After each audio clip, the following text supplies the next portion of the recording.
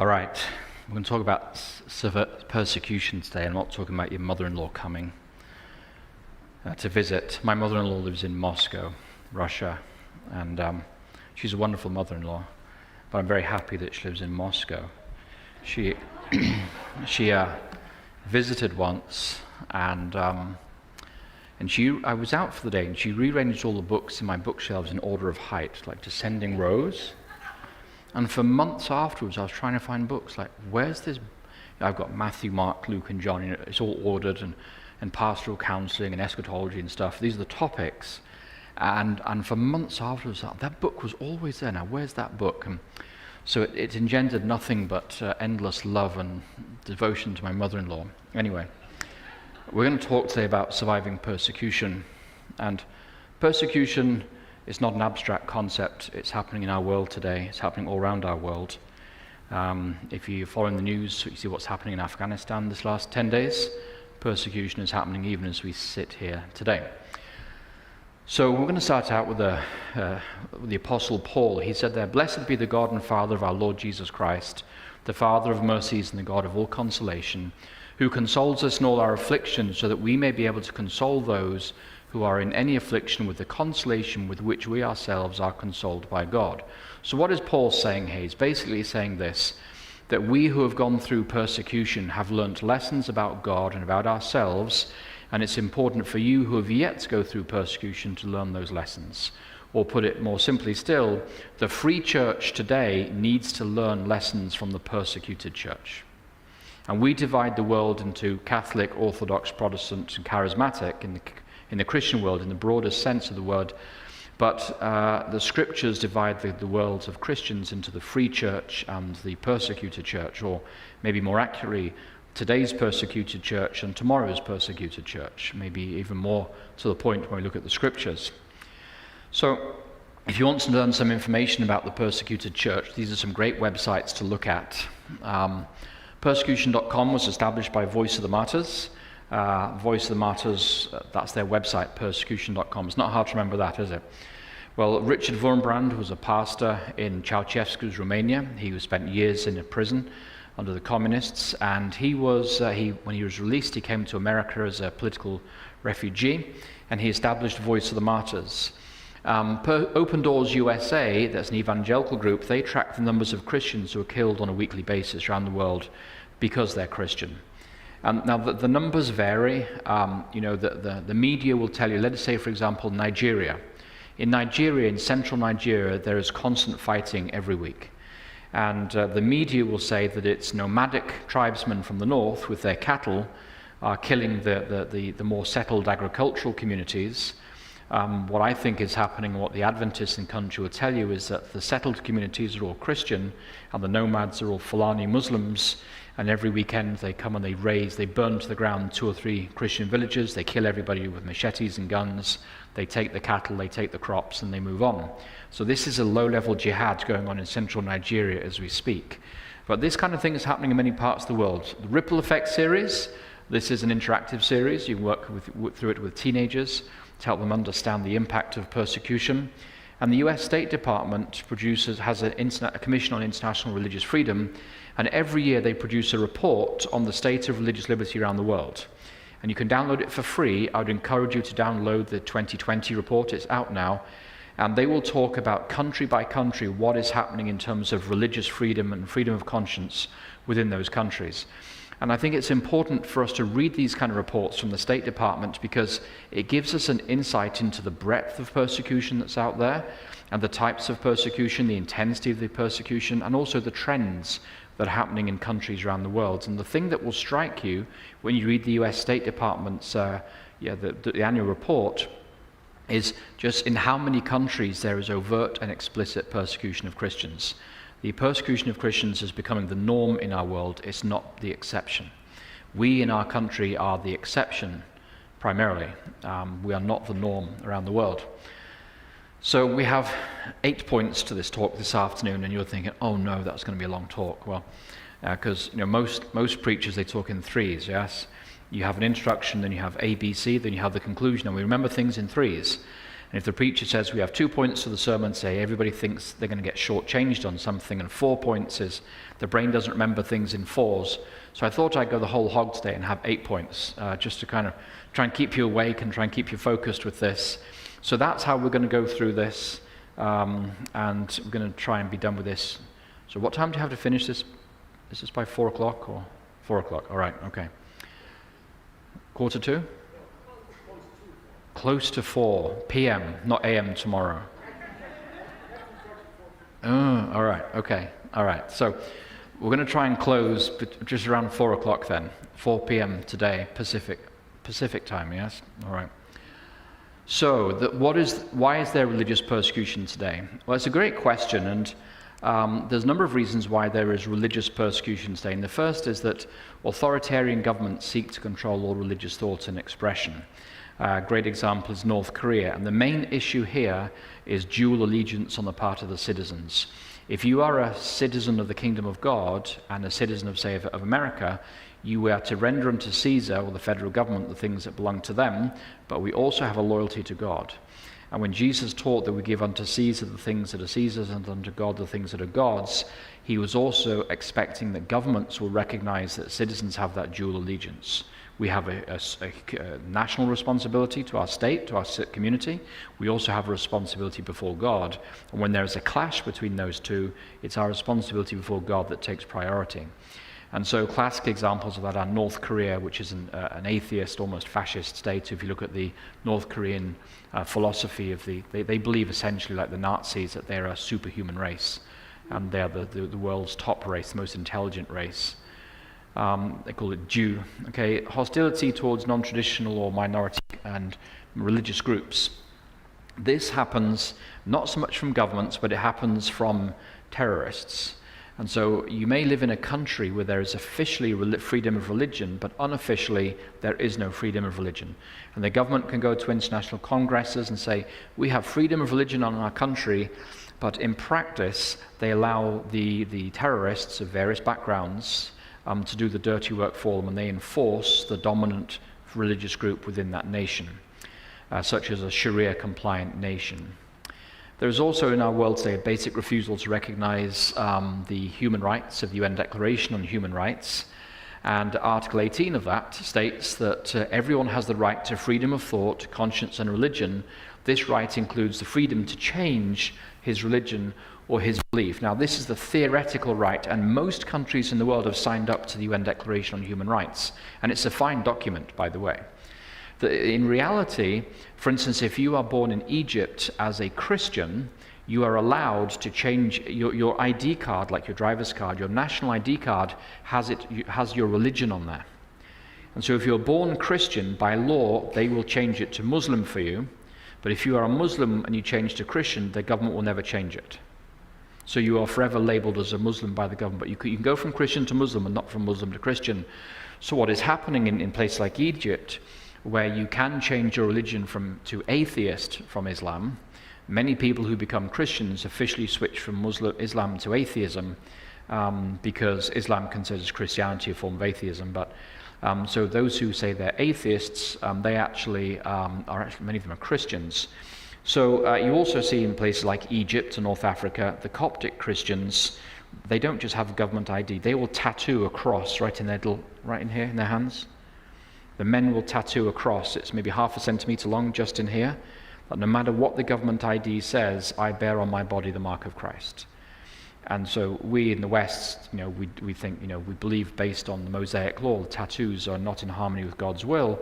But if you're living in that part of the world, you say, well, whatever the government says about me, my body bears the sign of Christ, and I will not give that up.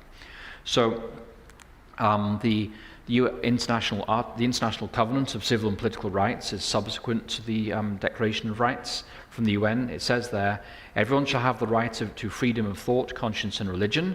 This right shall include freedom to have or to adopt a religion or belief of his choice, and freedom, either individually or in community with others, and in public or private, to manifest his religion or belief in worship, observance, practice, and preaching. And I believe the US is a signatory to this. But when it comes to modern issues we're facing today, don't try your luck in any courts when it's upholding this international covenant. and no one shall be subject to coercion which would impair his freedom to have or to adopt a religion or belief of his choice. So the international community and governments around the world have signed up to these covenants and articles, and so they have these beautiful signing ceremonies, but in practice, on the ground, reality is far different to what is happening. So, for instance, the Taliban have now got diplomatic relations with China. They're soon going to be admitted as some members of the UN Security Council.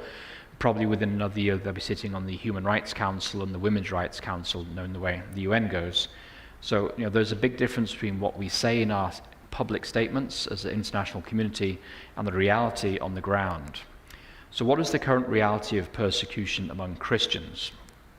Well, here's a map of northern Iraq, and 2014 ISIS started out here, and Islamic State in the Levant, ISIL, and they kind of moved across northern Syria, and they came to Shinjar. When they came to Shinjar, they were attacking the Yazidis. Maybe you heard of the Yazidis. The Yazidis, everywhere in this part of the world is typically Middle Eastern. It's kind of darker skinned, brown eyes, black hair. The Yazidis are kind of an Aryan group. They have kind of blue eyes and blonde hair. They kind of stand out. And the ISIS wanted them to use as sex slaves. So they killed a lot of them, and they captured a lot of the girls. Then they moved into Mosul, which is ancient Nineveh, where Jonah ministered and where he was buried. They destroyed Jonah's his tombstone. It's actually a large pyramid they built in honor of Jonah. And this area around here is known as the Nineveh Plain. And the ethnic group that lives here are known as the Assyrians. They're the Assyrians of the time of Jonah.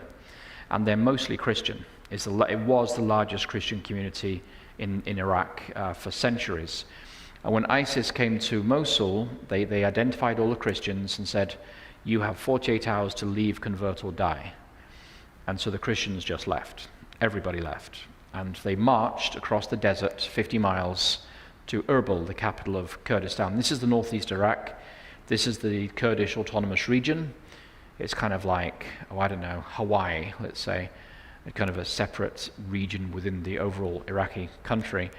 And this is about 50 miles. It's just flat desert. There's nothing to stop ISIS marching down the roads and taking Erbil. And I was in Erbil in 2014 watching all these Christian refugees flood down the streets. It was about 50 Celsius, which is, 120, 130 Fahrenheit. That's the kind of heat where when you drive on the tarmac, you leave the tire prints in the road. When you walk on the tarmac, it's soft under your feet. Women were giving birth in the desert sands, Christian women as they crossed those deserts.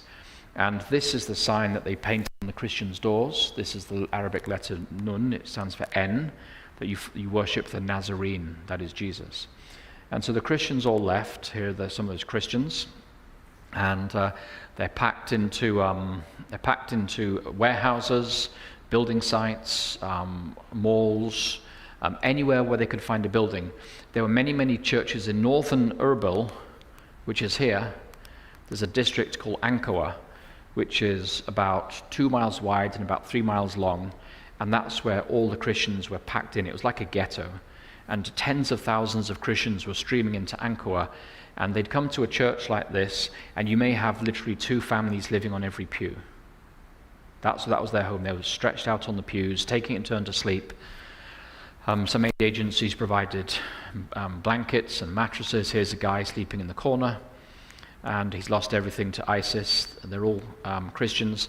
In terms of the denomination, they were Nestorians, which is a sect going back to the 2nd and 3rd centuries AD. You read about them in Eusebius and ancient history, but we actually met Nestorians out there and met a lot of ancient Christian sects out there.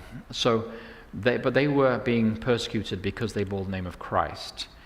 That was the symbol that was placed on their doors, and they had to flee. And I met one woman who lost everything. She was an engineer, and she was sitting in the corner, and she'd lost her husband. When she left the city of Mosul, they took him behind a sandberm and shot him. And then they took her wedding band, they took her watch, they took her glasses, they took her belts, and they took her 2 girls, aged like 10 and 12, and they put them to work in the jihadi brothels. And so she was sitting in the refugee camp there, just sunk in misery, in utter sorrow. And when you meet people like that, you realize that there's nothing you can say because evil is beyond words in our world.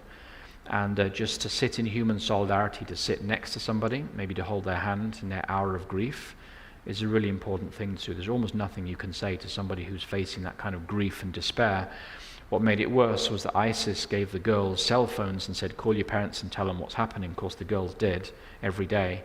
And they'd tell their mum and dad what was happening. And it was traumatizing for the parents. And eventually, the girls were calling in and saying, just tell the Americans, this is the building where we're in. Just ask them to drop a bomb on the building. They just have the Americans finish it off, because that was the only way out of misery for those girls. And that happened to those girls because they bore the name of Christ. So that's the sign that they painted on people's doors. This is a young lady, she had a dream. Jesus told her in a dream to follow two young girls. The next day she got up and she opened the door to go shopping. It was a Saturday to this girl. She was about 18, 19, and there were these two young girls in front of the door. So she followed them, realized this is what the dream said, and she went to the only Adventist church in that Muslim capital. And when she went there, she heard the gospel. And so she came home and told her mum and dad that she was now a Christian. It was an Adventist church. And she came home and she said, I'm now an Adventist, I'm a Christian. And the parents were horrified, so they locked her in her room. And they were Muslim, and this was a source of shame to them. And so they tried to persuade her to give up her faith in Jesus. And she wouldn't. And so they hired someone to beat her up, and she wouldn't give up her faith. Then they tied her to the bed and they electrocuted her repeatedly, and she wouldn't give up her faith. Then they tied her down and they sliced her body head to toe open with razor blades, and you see the scars on the legs. They cut her like head to toe, and that took a few weeks to heal. Then that wouldn't make her give up her faith, so they hired a shaman to come and rape her and get her pregnant. She was made pregnant, and then the father said, I can now kill you for adultery, which is less shame than killing you for becoming a Christian. So her father was planning to cut her throat in public to affirm his fidelity to Islam. And she was desperate, so she prayed, and she had another dream, and God sent her to a city where there is AFM missionaries, and they themselves, the female there was a former Muslim who knows what this was, because she's been through a similar experience. And so that woman, that was about 2 years ago, she was pregnant. She's now living in the back of somebody's house in an African city in permanent lockdown, not just a COVID lockdown like we have. She's given birth, and she can't go out on the streets because she's from the biggest tribe of that country, and she'll be killed. So this is the reality of persecution in different parts of the world. It's real, it's painful, it's bloody, it's terrifying. This is what's happening in our world, and this does not make the news. So what do Christians experience today? Well, Christians experience verbal harassment to hostile attitudes and actions. Christians today are facing physical beatings, physical torture, confinement, social isolation, rape, severe punishments by the state, imprisonment, slavery, places like Pakistan, indentured labor, discrimination in education and employment. You can't get a job, you can't go to college unless you're a certain faith, and even death are just a few examples of the persecutions that Christians are facing around the world on a daily basis today. So Satan's at work. So who is our enemy? I think it's important for us to remember that our enemy is not those who are persecuting us. The Bible describes our enemy using multiple titles. We see there that the ruler of the kingdom of the air, the prince of this world, that's what Jesus calls him, the god of this world, as Paul. Matthew says the prince of demons, the hinderer, the accuser, the liar, the father of lies, the tempter, a roaring lion seeking whom he may devour, and a murderer. Your father is the devil, and he was a murderer, says Jesus in John 8:44. And so this is our enemy, and Jesus came to destroy our enemy. The Son of God was revealed for this purpose, to destroy the works of the devil. That Jesus knows who our enemy is, and he came to set us free from our enemy. And our enemy is not a human being, our enemy is Satan. And it's important we remember that we do, because how can you love your enemy on earth? How can you fulfill that command, maybe the hardest teaching of Jesus? How can we do that? We can only do that when we realize that they are acting under satanic deception themselves. But thanks be to God who gives us the victory through our Lord Jesus Christ. It's a beautiful promise from in the scriptures, and I don't have anything on the text for this, but if you have your Bibles with you, Jesus talks about this kind of persecution in John 16. John 15 and 16, Jesus talks about the persecution we're going to face. And John 16 and verse 2 says this: "They will put you out of the synagogue." Now, in those days, the synagogue was the social security system of its time. So this was like being cancelled. This is modern-day cancel culture. If you're put out of the synagogue, you can't worship, you lose access to the poor fund, you lose access to long-term care when you get old and frail and you have no family. So when Jesus says they're going to put you out of the synagogue, these days we might say you're going to be cancelled. Indeed, an hour is coming when those who kill you will think that by doing so, they are offering worship to God. Just think about that for a minute. They think they're offering worship to God by killing you, which means they are operating under a deception. They themselves have been deceived. The implication is they wouldn't be doing it were they not acting under that satanic deception. And so you read stories of jihadis who kill Christians, and they think that in the process they're going to come closer to God, but the more they kill Christians, such as in the Lebanese Civil War in the 70s and 80s, the darker into the heart of darkness they descended. And it was only when they stopped killing Christians and accepted Jesus that they realized that they were acting under a satanic deception at the time. So how does Satan attack the church? Well, Satan attacks the church internally and externally. And we'll just talk for a few minutes first about externally. How does Satan attack the church? Well, firstly, he attacks the church through civic rulers. And the classic example of this in the scripture is through Pontius Pilate. Pontius Pilate was the ruler of Judea, and he was a civic ruler. He was not a religious ruler. And today, in our lifetime, my wife grew up a communist in the Soviet Union. These days, Satan has attacked Christians through communist rulers like the Soviet Politburo, through the Khmer Rouge, who were communists, a form of communism out in Cambodia. Rouge means red in French. Khmer, that's the dominant ethnic group in Cambodia, so the Khmer Rouge is the red Khmer, it's like the red Americans. Through the Communist Party in Laos, through the Communist Party in Vietnam, even today, through the North Korea, through Ceausescu, the Warsaw Pact. Satan attacks God's people through civic rulers in many, many parts of the world, in many different times of human history. He also attacks God's people through the religious leaders of the world in which we live. Now, this could be through, in the time of Jesus, this was the Sanhedrin, the governing religious body of the Jews. They condemned Jesus to death for blasphemy. But we also find that when the Apostle Paul was on trial, it was the Pharisees who were accusing him, and the Sadducees, they wanted to see him killed. And so these days, if the civic rulers aren't being used to attack God's people, then Satan incites religious leaders to incite hatred. And so you might find in Sri Lanka, there'll be, say, Buddhist priests who will be inciting hatred of Christians. I was in Sri Lanka for 6 months after the tsunami, and I saw at first hand the ethnic and the religious tensions in the country. I expected that once. I had a colleague, an accountant, who was he was fudging the books, you might say. Fudging, he was embezzling money, and I knew he'd taken it, but I couldn't put my finger on it. And then I realized that we were paying rent, we were paying insurance for 6 motorbikes, but only had 2 in the office. So I thought, where's the other 4 motorbikes? We're paying the insurance on these bikes. So he wouldn't admit to anything. So I said, well, we're going to go visit the police. I went to the police and I said, this guy is a Christian and he's a Tamil, which is an ethnic minority, and Christians are a religious minority, and you policemen are Sinhalese, which is a majority group, and you're Buddhists. And this Christian Tamil is stealing tsunami aid from Sinhalese Buddhists. So I played the racial and the religious card. Well, he came back the next morning covered in bruises, but so did the 4 bikes. So, sometimes you play it to your advantage. We got our bikes back and he never did it again. In fact, we fired him after that. So the point is, religious leaders do attack the church, whether it's imams or mullahs or Buddhist priests or Hindu priests, stirring up religious hatred against the followers of Jesus. Businesses and corporations. Businesses have legal personalities and they act as legal personalities.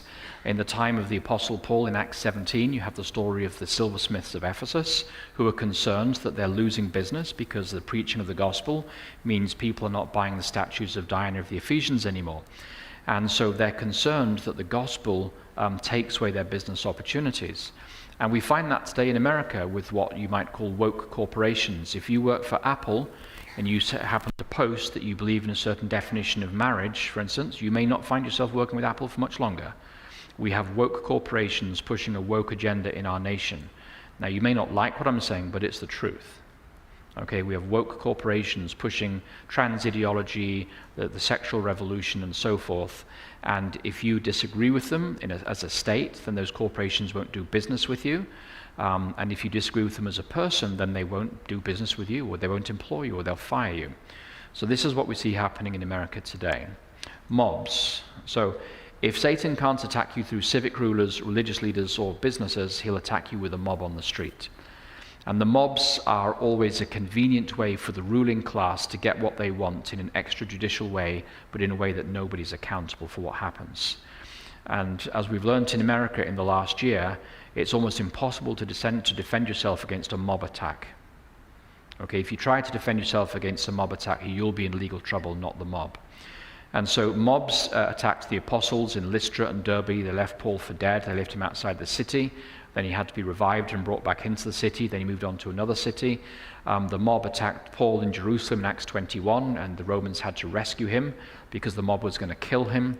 And so civic rulers and religious leaders will often use the mob on the street to do their dirty work when they can't do the things they want to legally to hurt the Christians.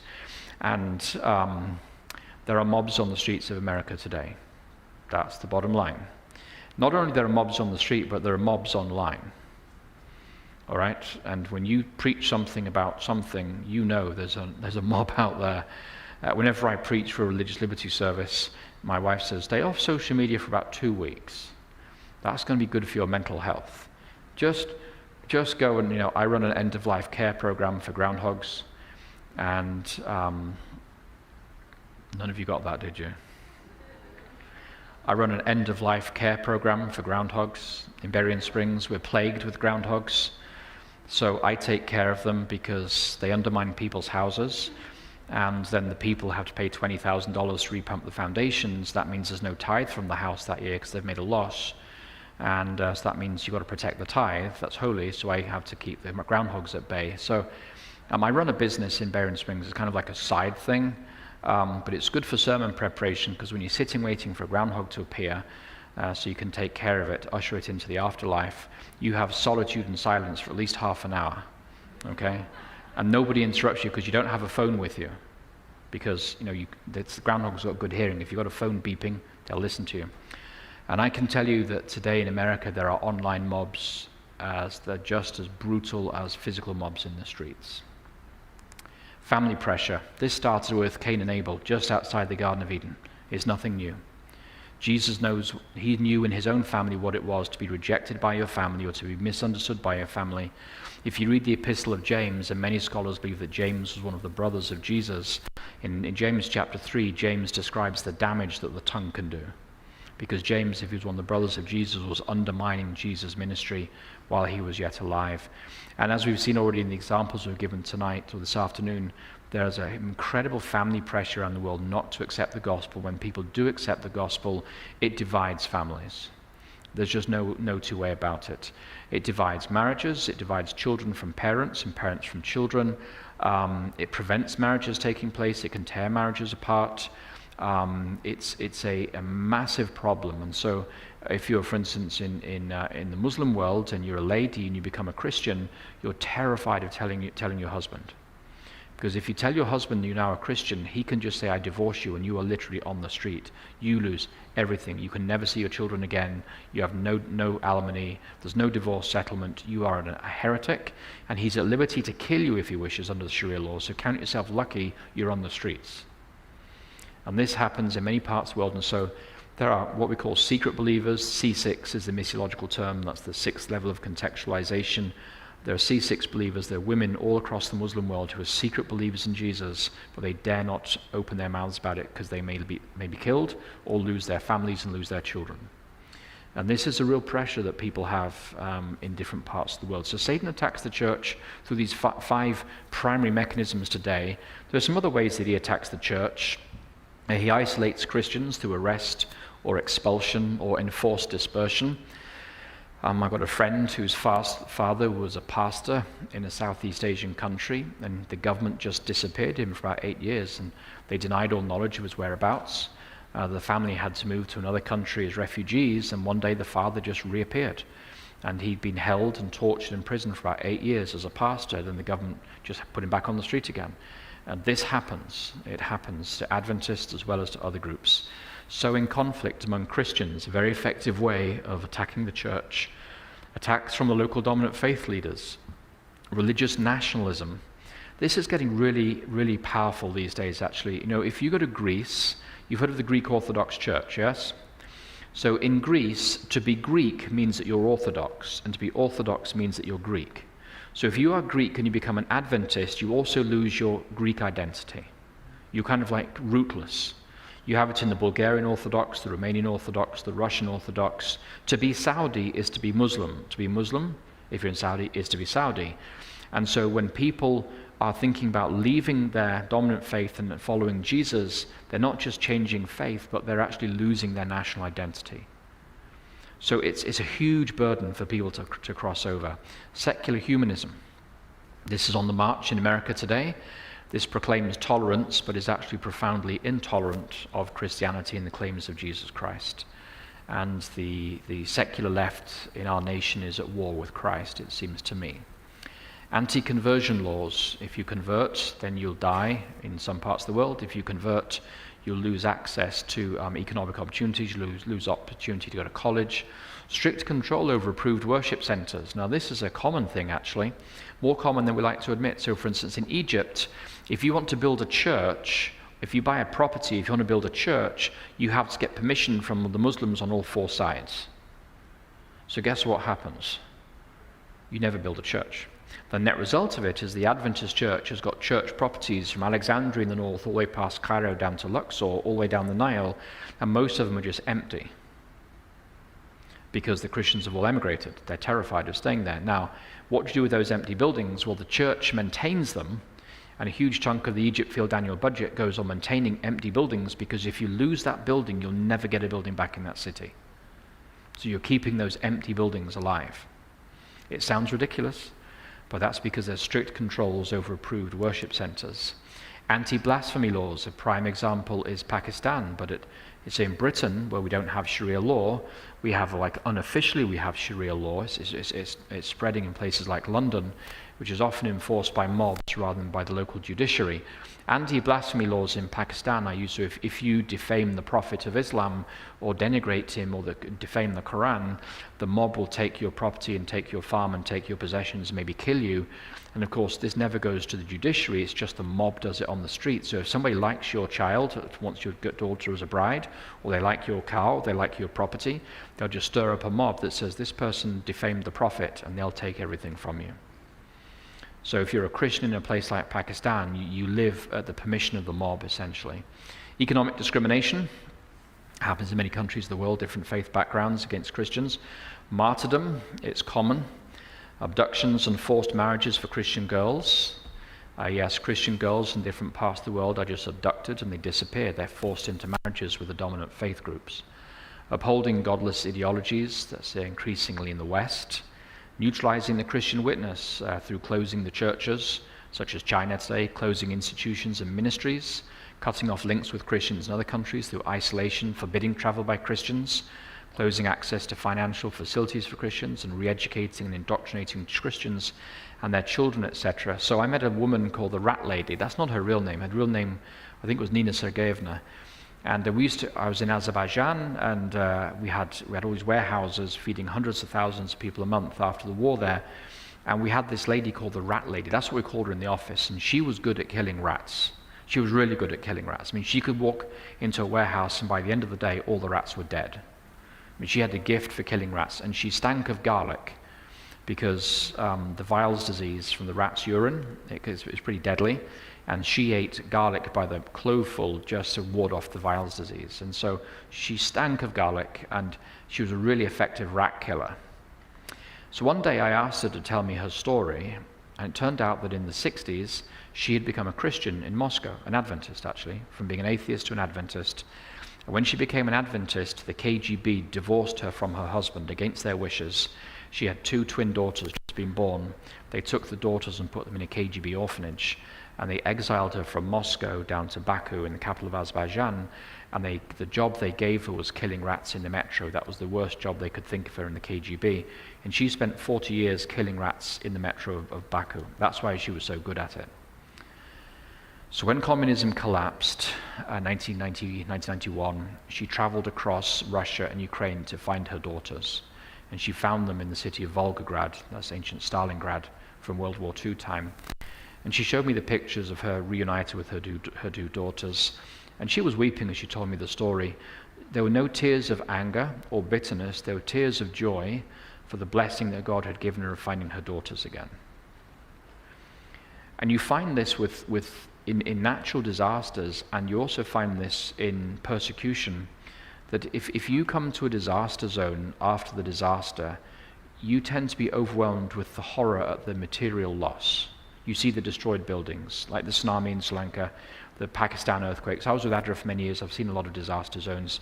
When you come to a disaster zone, the first thing that strikes you is the physical destruction, and it weighs heavily on your soul. But when people walk out of a disaster, it's not so much with a sense of how terrible everything is, it's with a sense of gratitude that I'm still alive. And so when you talk to Christians who survived persecution, their stories are horrifying to you from the outside, and you're struck by the pain and suffering they've gone through, but from their perspective there is often a sense of profound gratitude that they survived, that I came out with my body intact and I'm alive today. And so your perspective does actually radically influence how you interpret these events. So we need to move on here towards a theology of persecution. Jesus says, Matthew 5, the last 2 Beatitudes, blessed are those who are persecuted for righteousness' sake, for theirs is the kingdom of heaven. Blessed are you when people revile you and persecute you and utter all kinds of evil against you falsely on my account. And this is the first time in the Beatitudes that Jesus appears. The rest of the Beatitudes, Jesus says, blessed are the merciful, so they shall be called the children of God. Blessed are the peacemakers, they shall be called the children of God. Blessed are the pure in heart, for they shall see God. Blessed are those who hunger and thirst after righteousness, for they shall be filled. And he goes through the Beatitudes. But the first time that Jesus appears in the Beatitudes is the Beatitudes that discuss persecution of Jesus. And so this is the first time Jesus appears, and the very next words, as we discussed this last night, are, you are the light of the world and you are the salt of the earth. And so we are the light of the world and the salt of the earth in the context of being persecuted. That's when our witness shines brightest for Jesus. Everyone therefore who acknowledges me before others, I also will acknowledge before my Father in heaven. But whoever denies me before others, I will also deny before my Father in heaven. It's a stark reminder from God that whether we are his witnesses in this world or not has an eternal consequence. And to be a witness, the word for witness in Greek, to be a witness, the verb is martyreo, like eyewitness, not like I am a witness in court is martyreo. We get the word martyr from that. And we think that you are a martyr if you die for your faith, but that's not biblical. A martyr in the New Testament is someone who testifies their faith in a legal context where there are implications for their life. You may be killed, you may be imprisoned, you may be thrown to the lions, etc. So Antipas in Revelation 2 was my faithful witness, my faithful martyr unto death. So you can be a martyr while alive. That means you are a witness to your faith. And it's not just that you're a witness to your friends, it's that when everything is on the line legally, and there are legal consequences for you, that's when you testify to your faith. That's what it means to be a martyr or a witness for Jesus. And so Jesus talks about acknowledging him before others. It's in a legal context, when everything in your life that you treasure is on the line. Are you going to acknowledge that you are his disciple then or not? If the world hates you, be aware that it hated me before it hated you, John 16. If you belong to the world would love you as its own. But because you do not belong to the world, but I have chosen you out of the world, therefore the world hates you. In the world you face persecution, but take courage, I have conquered the world. The light shines in the darkness, and the darkness did not overcome it. Now, we could unpack a lot of this, but this phrase here, I have conquered, is the perfect in the Greek, which means when Jesus says, I have conquered the world, it's not just that he did it in the past, it means that conquering remains present today. There's an ongoing significance of that. So, if you were to say to me, Pastor Brian, are you married? And if I were to say to you, I was married on 19th December 1999, That's a statement of fact, but it doesn't tell you whether I'm still married, does it? But if I say to you, oh yes, our marriage was on 19th of December, that implies we're still married. There are shades of meaning in English. And in the Greek verb, the tenses that are used give you shades of meaning. So this, I have conquered the world, it didn't mean that I did it just in the past. It means that that conquering of the world remains present today. Jesus is in control. The light, phos, we get the word photograph from that, shines, phine. It is shining in the darkness. And that's in John's Gospel, the prologue there. We say, well, that talks about Jesus was the light of the world in the prologue of the Gospel of John. But later on, we are the light of the world in Matthew 5, 17 and onwards. And so the light shines in the darkness. That is, the light that comes from Jesus shines through his disciples in the darkness. The word is Scotia. We get the word Scotland from that. It's a dark place without much sun up there. So the light is shining in the darkness, and the darkness did not overcome it. That tells us there is a struggle between darkness and light, but the dark will not triumph. There is a struggle. The darkness could not overwhelm or overcome the light. So there is a struggle. To be a Christian means you're on the side of light as opposed to the side of darkness. But the good news is that the darkness does not overcome the light. So what we see here is that, and we could talk about this a lot, but time is moving on. Character is not formed in times of crisis. Your character is revealed for what it already is. Would you agree with that? Yep. If you're not prepared for something, when it comes, you're caught unawares and unprepared, and you generally fail the test. But character is not formed in times of crisis, so every decision we make today helps shape our character for tomorrow. Every decision we make today helps shape our preparation for whatever spiritual crises are going to come our way. And so we prepare for persecution tomorrow for the sake of Christ, by seeking, by God's grace, to fully live and exemplify the Beatitudes and the other teachings of Jesus today. We're his disciples, which means we follow and obey the teachings of Jesus. Therefore, we should be thinking about the teachings of Jesus on a daily basis, and how can we live these teachings in our lives. And it's just a reminder to us, a challenge to us to say, well, which voices are we listening to in this world? Are we listening to Fox or CNN or Breitbart or New York Post? Now, who are we listening to? Are we listening to Bill Maher, or are we listening to Jesus Christ? Are we listening to Biden or Trump or AOC? Now, who are we following? And whose views do we reflect in this world? And as Christians, we prepare for what's coming upon this world by living the teachings of Jesus today. Not by saying, I'll live a secular life today, when the final crisis comes, I'll flip on a switch, I'm suddenly going to become a Christian with courage. It doesn't work like that. Those Olympic athletes who ran around those tracks in Tokyo recently, they didn't just turn up and run. They've been preparing for years with self-sacrifice and devotion to be ready for the final test. And likewise for us. So how do we respond to those first experiencing persecution? Well, firstly, don't just ignore the persecuted. Don't pretend it's not happening. The Apostle Paul says, remember those who are in prison as though you were in prison with them. Remember those who are being tortured as though you yourselves were being tortured. So don't ignore those who've suffered persecution. And I don't know, when your whole church gathers together, you've probably got people from different parts of the world. I invite you to just talk with people like that you may not be too familiar with in your church. Listen to their story. You will probably hear stories. If you have refugees in your church or people from the former Soviet Union, you're going to find heroes of faith in your congregation who suffered incredible loss, who stood for their faith, who faced down hostile governments. And they often sit quietly in the pews and nobody knows about them, but allow them to tell their story and to inspire you and to guide you for when the challenge comes your way. You remember, well, my brother survived it and my sister survived it. If they can do it, so can I. So remember those. Don't ignore those who are suffering for the sake of Christ. There's a pastor in northern Michigan I met a few years ago.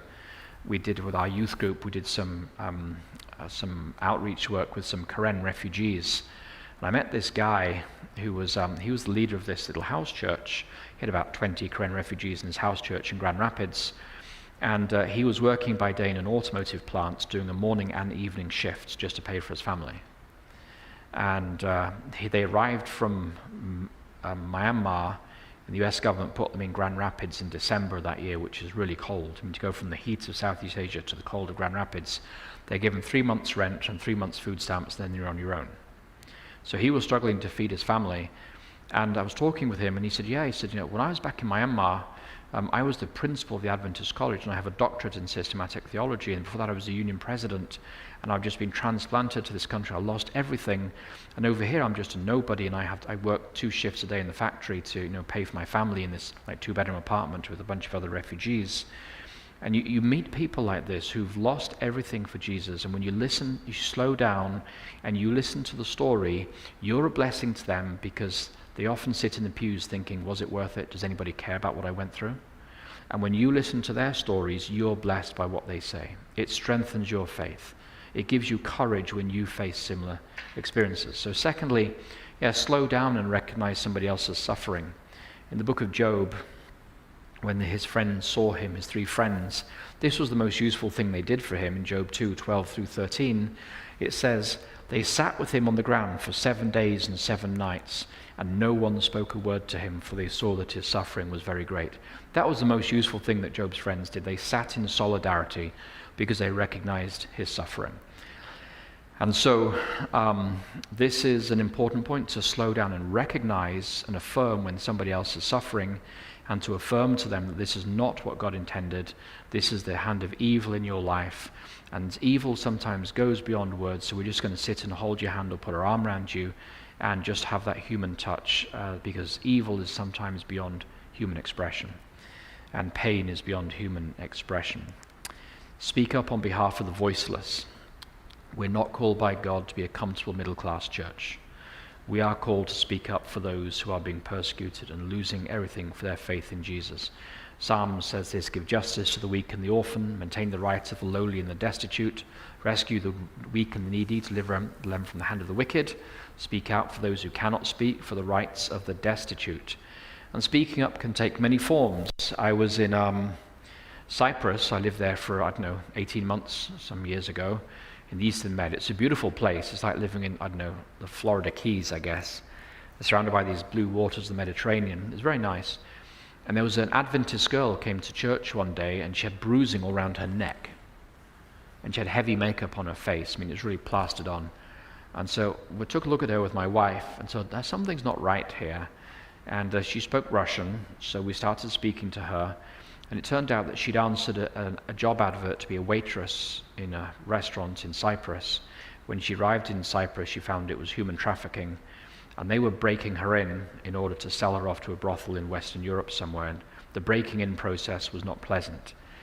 And she came every Sabbath for 3 or 4 weeks, terrified to speak about things. So she didn't know what to do. She still had a passport, but she couldn't go to the police for various reasons, and she was desperate. And so in the end we said, okay, well, we bought a ticket for her to her home country. We said to her, well, you come out of where you are one morning at like 10 in the morning, and we'll drive you to the airport, we'll have a police escort, we'll put you on the plane, and don't come back. So we drove up to the place. It was a brothel. We had baseball caps and sunglasses on, like just in the movies. And she walked out with these 4 big suitcases. We thought, are you nuts? Like you don't just run away with 4 suitcases of stuff. But anyway, we got to the airport. We put her through the check-in area, and then we said, give us your phone. She gave us the phone, and we destroyed the SIM cards so nobody could track down the phone calls, and we sent her home to her parents. She was truly grateful. And if you ever see my daughter in that position, please do the same for her. So we are to speak up on behalf of those who cannot speak for themselves. That's our Christian. It's not an option, it's our responsibility. That's part of what it means to be the salt of the earth. And we're to offer practical support and comfort. The Apostle Paul says, if one member suffers, all suffer together with it. If one member is honored, all rejoice together with it. So that text is kind of tangentially related, but it is taken from a passage that discusses it in 1 Corinthians 12. To offer practical support and comfort. It means that, when somebody comes into your life who's experienced loss for the gospel, they may need medical care, but they can't get it. They may have lost everything for the sake of the gospel. And most of us live in homes that are overwhelmed with physical possessions, material possessions. We have, out of an abundance, an incredible opportunity to support those who have lost everything for the sake of the gospel. So what about Adventists in the coming storm? And we need to move on here, because approximately 4 o'clock, you said, Brother Chuck? Yeah. So we're going to work on 4 o'clock Hawaii time then, yeah, for a few more minutes. So Adventists in the coming storms. Adventists, our understanding of Scripture reveals that at the final crisis, God's people will not be a triumphant, glorious, or well-received or popular global movement. We like to think it is. We like to talk about endless church growth, but the reality is that before Jesus comes, his people will be a militant church, not a triumphant church. They'll be under severe economic sanction. They'll be enduring legal and public opprobrium, that is hatred in our world. We will be stripped of our institutions, our tax-free exemptions, our grants of land, our access to banking, legal, visa, and financial instruments, and ultimately we'll be facing death penalty for refusing to accept the mark of the beast. That's what we know from Scripture. Would you agree? All right. And so Adventist conference presidents in particular have to strike a terrible balance. Their institution, their constituents expect the conference presidents to heroically preserve the past, including those institutions that one day are going to be swept away anyway. So if you're a conference president and you have 3 academies in your conference, hypothetically speaking, and one of them closes on your watch, you're probably not going to get re-elected at the next constituency session. There are too many upset alumni who think you did a bad job. And because of this, our conference presidents and our union presidents, because there are some union institutions, have faced an incredible burden to preserve our institutions. It's a massive responsibility, and it's an expectation from the members. It's also a financial thing, because if you looked at the last year, the 2015 General Conference session, they had a slide there, and they showed how much money comes into the NAD and where the money comes from. Do you know where 80% of money that comes into the NAD comes from? 80%, have a guess. The federal government. Medicare, Medicaid, and student loans in our hospitals and colleges. Tithe is only about 8 to 9% of the income across our NAD. Which means that if all of our colleges and institutions are essentially floating on federal money, and that's where the bulk of our tithe comes from, we are completely owned by the federal government financially. So if we do bite the hand that feeds us, and we are a prophetic voice, when the mark of the beast is imposed, we think our tithe keeps the church afloat? Absolutely not. It's federal funding overwhelmingly. Medicaid and Medicare in our hospitals and federal student loans in our colleges, that's what keeps them afloat. It's not Adventist money, it's federal money. This is an economic reality. And so our Adventist leaders are caught between the membership expects us to keep the institutions open, and that provides employment for Adventists, and yet we know that that money keeping it afloat is coming from the federal government, which isn't always a benign partner, and there's something's going to have to give one day.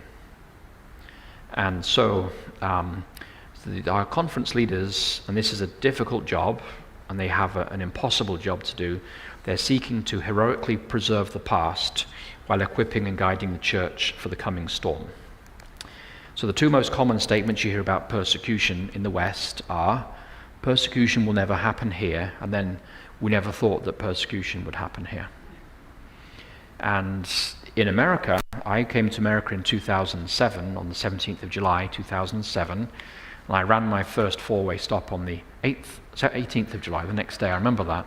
I'd never seen a 4-way stop before, and I was following someone through Minneapolis. He said, "Don't lose me," so I didn't lose him. And I kept wondering why people were honking me at these stop signs. I had no idea what it meant. I'm just not going to lose him through Minneapolis. It was quite a ride. But these are the 2 most common statements, and America has changed since 2007, I can tell you, when I came to this country. It's unrecognizable, actually. Okay? Freedom of speech has just disappeared. It's gone. Americans across our nation are self-censoring on social media. People are not posting what they think about things because we're afraid of the online mob. So intellectually, as Adventists, we know that persecution is going to come. Spiritually, we need to ask ourselves, are we ready for that persecution? And pastorally, have we prepared our families and our congregations for when we ourselves are gone? That's the kind of challenge we need to ask ourselves. Intellectually, we know it's going to happen. From our scriptures and the great controversy, we know it's going to happen. But am I personally ready for it? And have I prepared my congregation and my family for when I'm gone? If I'm the breadwinner and I'm gone, what's going to happen to my family? If I'm the one that keeps the family worship going, what's going to happen when I'm gone, etc., etc. These are important questions we all have to ask for ourselves and make preparation for it. And a guy like me, I'm now middle-aged. My son thinks I'm a fossil, but if you look at the story of Abraham, God calls Abraham from Ur the Chaldees to go north and then southwest to the promised land, Canaan, around the Fertile Crescent. And Abraham goes and he gets stuck in Haran, which is like northern Iraq. He gets stuck there. Why? Because his father Haran is old, and he waits there till his father has died. End of Genesis chapter 11. And it's only when he's 75 and his father is dead can Abraham carry on to the promised land. So Abraham gets stuck in Haran. And this is a classic midlife crisis. He's not going forward and he's not going back. And he's in the middle, prime years of life. So what does Abraham do? He does three things. One, he cares for his father. And his father worshipped pagan gods. We know that from the book of Acts. So it was a spiritually divided family, but he honored his parents. So he looked after his father till he died. The second thing that he did was he renewed his relationship with God. And how do we know that? Because before Genesis 12, there was no record of Abraham ever building an altar. But in Genesis 12 and 13, he starts building altars wherever he goes after he's entered the promised land. So something's changed in his spiritual experience. And the third thing is he's a pillar of strength for his family. And the fourth thing is he knows there are challenges ahead. So when he gets to the promised land, he has 318 military trained men in his household. He prepared for what he knew lay ahead in the badlands of Canaan. And so we may think that we're like in the middle of life, a guy like myself. What is my responsibility? My responsibility is to, is to be a pillar of strength to those who depend upon me, like my wife, my kids, my parents. My responsibility at this stage of life is to prepare for what I know is coming down the pike in our country, spiritually and pastorally, and to renew my relationship with God. So I'm ready spiritually, and I'm ready financially, and I'm ready with my family for whatever's coming. And Abraham is a good example. He's the father of the faithful, and to guys like me, he sets a really good example of what it means to prepare. So there are 6 lessons we find from persecuted Christians. One is sometimes you need to build yourself a cell. What does it mean by this? When you are persecuted, you may be put in a prison cell like the Chinese Christians. What they say to Christians in the West is build yourself a cell before you get into a real cell. That means learn to live just between you and God. That means don't depend on your pastor or your church for your spiritual life. Have a meaningful relationship with God wherever you are, so that if you're in a prison cell or you're in a church like this, it really doesn't change the nature of your walk with God. So make you so you're ready spiritually now and you have a vibrant walk with God. You're comfortable with silence with God. You're comfortable with prayer. You're memorizing scripture. You are ready so that if you are taken from here and you're in a cell somewhere, you are ready for it. God keeps secrets, so remember this. What happens in China, what happens in Iran, what happens in Iraq, what happens in North Korea is brutal. But the fact of the matter is we never hear about Christians who break under torture. And the fact of the matter is no matter what happens in these countries where Christians are being tortured as we sit here tonight, is that God keeps secrets. God doesn't expose the failures of his disciples on Facebook or Twitter or social media. That God knows that we're frail, he knows that we're human, he knows that we break, and God keeps secrets. That what happens in those prison cells stays in those prison cells. That God does not humiliate his followers. And so even today, no matter how much you connect with Christians who go through persecution, you almost never hear of Christians who break. That somehow God kind of keeps that out of the news. It does happen, but God keeps secrets. And so whatever happens under persecution, it's between you and God knows what your limits are, and God is merciful and God is gracious. Weakness is a direct path to power. When we recognize that we don't have all the answers, we learn to depend upon God. When we recognize that we're up against forces far greater than ourselves, it's an invitation for us not to look at ourselves as rugged individualists in America, and it's an invitation for us to look to Jesus, who is the author and finisher of our faith, who will bring to completion the good work that he's begun in us before he comes again, who has all authority in heaven and on earth. And so when we realize how weak we are, as the Apostle Paul says, whenever I'm weak, then I am strong, not because I'm somehow strong in and of myself, but because Jesus is with me. And so recognizing our weakness And our helplessness before the forces of this world is an invitation to look more fully to Jesus with trust. Overcoming is greater than deliverance. You hear this from Christians who've survived persecution. Their prayer, by and large, is not that, "Oh Lord, deliver me from this torture or this prison cell," or whatever it is. Their prayer repeatedly is, "Lord, help me survive and not to lose my faith in the process. Lord, just give me just help me get through today. I don't want to give in today. Just get me through today." That surviving with your faith and your Christian integrity intact is more important to Christians in persecution than being physically delivered. They like to be delivered, but their primary concern is while they're going through persecution, they actually hold the faith. They don't lose their faith. Extreme hurt requires extreme forgiveness. Persecution hurts. And for the Christians of Iraq, or the Christians of Nigeria, or the Christians of North Korea, or the Christians of Iran, or wherever the case may be, extreme pain is brought to them by their governments or by the terrorists. And the only way to overcome extreme pain is through extreme forgiveness. You can't psychotherapeutically get rid of it. It has to come through forgiveness. And Christians of all ages have learnt this lesson. We have to be willing to forgive. And if Jesus could say, "Father, forgive them, for they know not what they're doing," in Luke 23, they're nailing his hands to the cross. That's when he says that. And so he gives us this example that in the midst of even your death agonies, we're still called to forgive those who are hurting us, because that's the only way we can come out spiritually intact. And prayer is the ultimate fellowship. Remember those who are in prison as though you were in prison with them. Now, Paul is not talking about so much visiting them here as remembering them in prayer. And if you go to Voice of the Martyrs, I'd encourage you to do this at church. Voice of the Martyrs, they have these like postcards, and you can order them from Voice of the Martyrs. You can order like 100 of these postcards, and then you can write a message on one side. There are two sides to it, and you write on the left side a message in English, a message of encouragement, a message of hope, a prayer, and then they will translate it on the other side into the language of a prisoner of conscience around the world, and they will make sure that's delivered to that person's family. And Christians around the world today receive letters from Voice of the Martyrs, these little postcards from an unknown Christian in America that says, "We don't know who you are, but we're praying for you. We're praying that you're going to survive whatever you're going through." And so for Christians who are facing persecution, the knowledge that somebody knows you're being persecuted and that they're praying for you is a lifesaver. Because if you're in a prison cell and you think nobody knows, you're on your own and you're going to be forgotten by the world, that's emotionally devastating. And so just the knowledge that people are praying for you. So you could do it as a church for a Christmas program, You can order these Voice of the Martyrs cards. They cost, 50 cents each. And as a church, you could write out 200 postcards to prisoners of conscience around the world, send them to Voice of the Martyrs, and they'll make sure they get to their families or to the prisoners themselves. And for prisoners who receive these things, it's a massive encouragement. So in conclusion, and our time is up, we have about 3 minutes for our next session.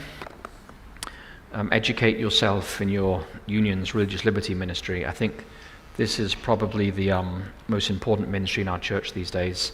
Educate yourself on religious liberty trends and issues. Pray for those who are being persecuted, for prisoners of conscience and for their families. Join the North American Division's NARLA, the Religious Liberty Association, at religiousliberty.info. Sign up for the Voice of the Martyrs and Open Doors USA newsletters. Provide financial, emotional and practical support for prisoners of conscience. Become active in the NAD's refugee and immigrant ministry. Many of those refugees will be prisoners of conscience. Read the reports of the US State Department's Commission on International Religious Freedom, and pray. Pray for those who are being persecuted today, and pray that you will have the courage and the grace to survive when it comes knocking on your door. So Jesus says, another final slide here, you are the light of the world. So is that a description of you today, or is that a hope for you tomorrow? Is that a description of your life today? Or is Jesus hoping that you'll be that tomorrow? That's a question that each of us has to ask for ourselves.